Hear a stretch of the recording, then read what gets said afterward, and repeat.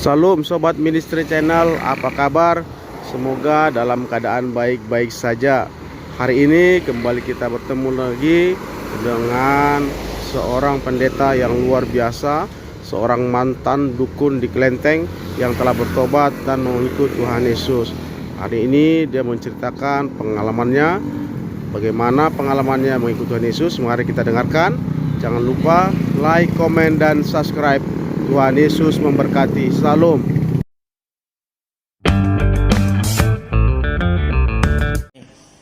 Siapa itu isi patung? Kemana nanti kita mati? Apa itu yang kita kasih samseng kepada leluhur kita?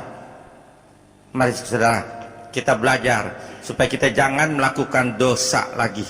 Saudara, engkau harus takut akan Tuhan Allahmu, artinya engkau harus taat.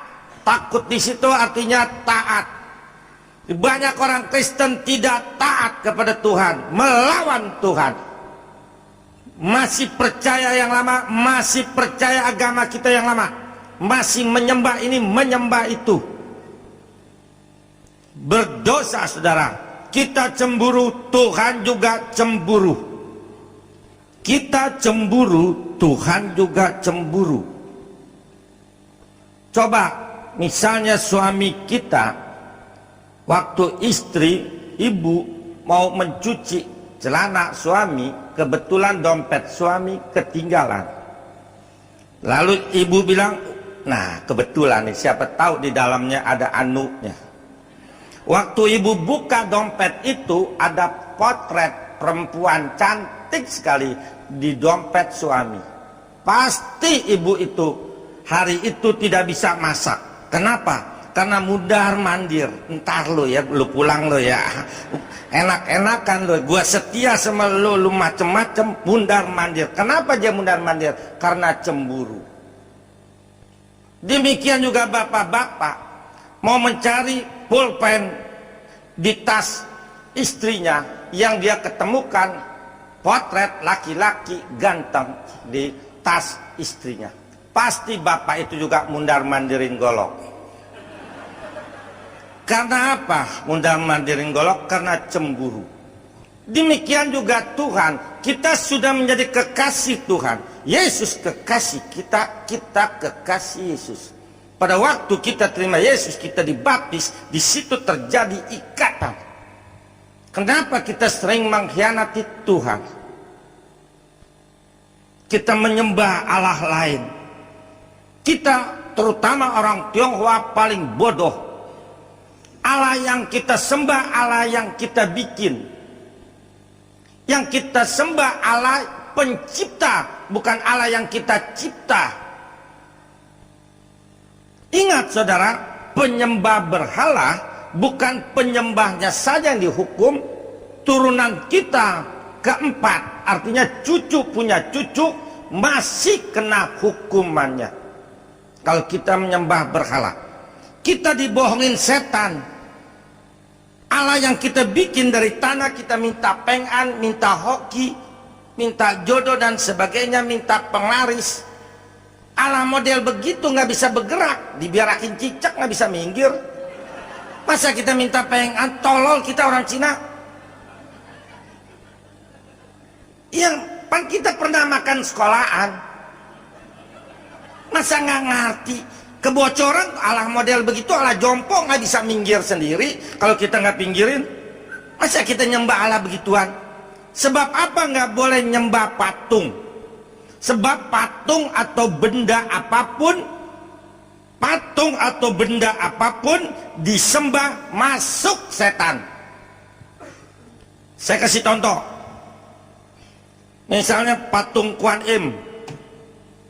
Patung Kuan Im disembah manusia, masuk setan dalam patung Kuan Im, ngaku Kuan Im. Bukan Kuan Im setan, bukan. Kuan Im itu putri raja. Pada waktu hidupnya Kuan Im banyak cohosim, banyak nolong orang. Dia hati emas tuh Kuan Im, waktu hidupnya banyak nolong orang. Makanya waktu dia mati digambarin tangannya banyak. Pernah nggak lihat gambar Kuan Im tangannya banyak? Itu melambangkan bahwa Kuan Im banyak menolong orang pada waktu hidupnya. Dia baik, kita kalah dengan dia hatinya. Setelah dia mati, dibikinin patung oleh manusia, disembah, masuk setan, ngaku Kuan Im. Saudara jangan bilang Pak Tio bilang Kuan Im setan, saya digebukin orang tepekong. Patung Kuan Im disembah manusia, masuk setan, ngaku Kuan Im. Patung Yesus disembah, masuk setan.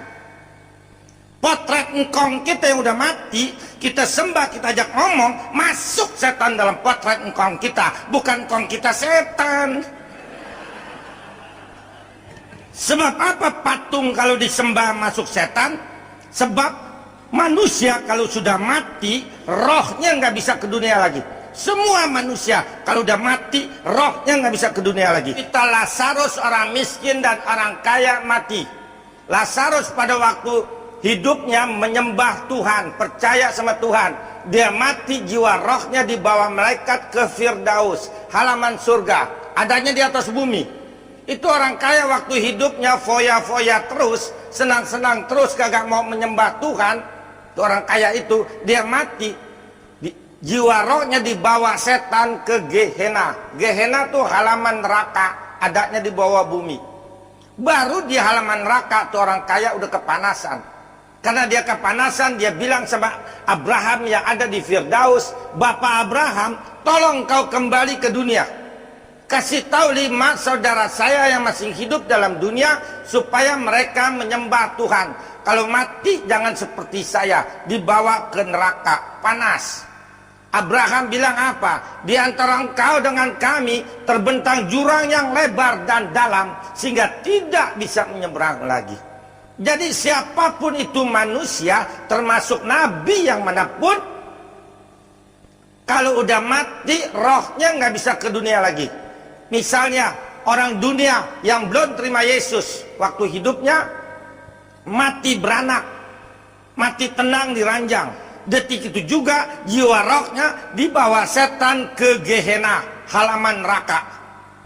Orang Kristen yang terima Yesus, waktu hidupnya taat sama Tuhan, mati beranak, mati tenang di ranjang.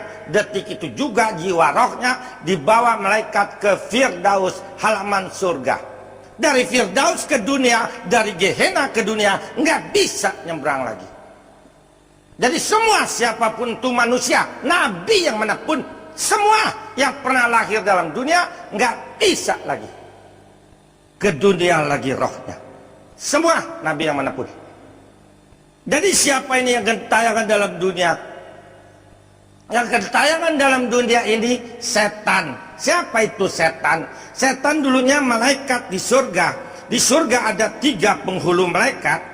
Ya kalau dalam dunia menteri itu, Lucifer bagian musik, Gabriel bagian utusan Allah kepada manusia, Mikael bagian perang.